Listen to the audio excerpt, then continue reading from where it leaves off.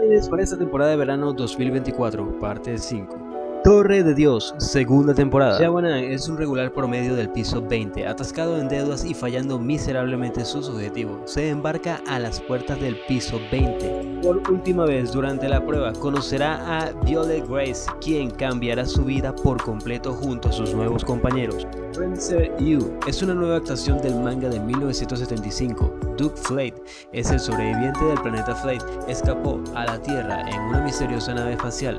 Es criado por el Dr. Hummon como su hijo adoptivo. Años después se enfrenta a la amenaza del Rey Vega y su ejército queriendo conquistar la Tierra. Hey, regálame un like y sígueme para más contenido.